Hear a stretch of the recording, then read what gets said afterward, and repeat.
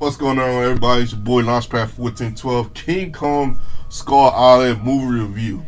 What is Launchpad 1412? Think of the latest King Kong movie. Just for the record, I've seen just about every King Kong movie that has ever been created. I think the only one I haven't seen is The Son of Kong, and I have seen clips of that one, but I can't find no one that one in any of the stores anywhere. I give this movie a smashing 8 out of 10. I'm going to explain why.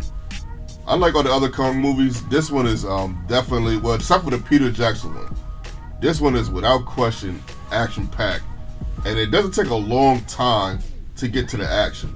Unlike the Peter Jackson one, it took about 45 minutes to an hour, but it felt like an eternity. That was the only part about the Peter Jackson one that I really didn't like, but besides that, the rest of the film I thought was perfect. 8 out of 10 for this one. Not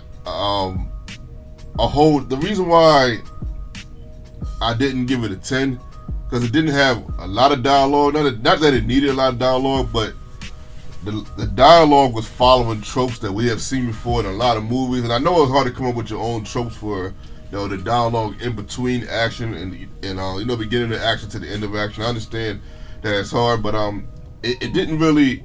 Usually, even when I know it's a trope, it usually catches me right from the beginning. But this time, it just didn't. It felt like we've heard this all before. It felt like they were just kind of just putting it in there just for the sake of putting it in there.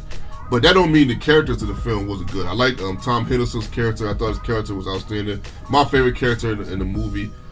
Samuel L. Jackson did a really good job. He was kind of I don't know. You might not want to call him the antagonist, but he definitely walked that fine line. And you guys can tell in the trailer, in case you haven't seen it, you can tell in the trailer. This is a non-spoiler review anyway, but you can tell in the trailer how he wants to go up against Kong. Everybody knows in every Kong movie he somehow finds a way to sort of be the hero, so that shouldn't be a surprise to you. Love the film. Give it an 8 out of 10, like I said before. A lot of action. Just trying to think of things to say to not give it away. That fight scene at the end when he fights the last Skull Crusher, there's a combination of 3 of them, 2 like little ones, but that are very vicious though. I mean, they are absolute problems. You don't want no problems with any of the Skull Crusher, but then there's like a big like father or something, the mother of all Skull Crushers comes out of nowhere. And what I heard from the people that kind of wrote the script, they said that it's a combination of 3 characters that I'm not really quite familiar with. I had no idea who the 3 characters was, except for like one. I think I was familiar with one, which is like kind of shocking, but the other 2 characters I wasn't familiar with. They're from animated films that I hadn't quite, or series that I hadn't quite seen yet. But it's all good. But yeah, that last fight scene was, that was on point. Probably the best Kong fight scene I've seen, with the exception of that one with Peter Jackson when he fights those 2 Tyrannosaurus Rex. That's just too climactic. When he rips the Tyrannosaurus Rex mouth open, and the Peter Jackson one, that was just that was something right there, man. That was something to see. Plus, he was fighting both of them with the girl in his hand at the same time. You gotta remember that. But yeah, that last fight scene was stupendous, man. I liked it.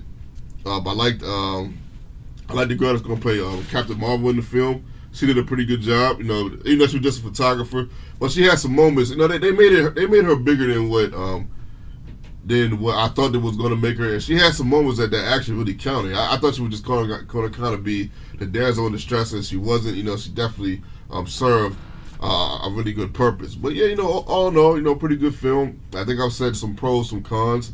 I don't want to talk too much because it's just a non-spoiler review, so I don't want to get too into the detail. Hope you guys enjoyed this film. Keep in mind, in the description, I will have my gaming channel, Twitter, Twitch, Snapchat, all that other stuff. If you guys enjoying that, you want to hit me up, ask me some questions. We can talk about everything. We can talk all day. Hit me up on those platforms. It's basically like texting me, man. Your boy, Launchpad 1412, and I'm out.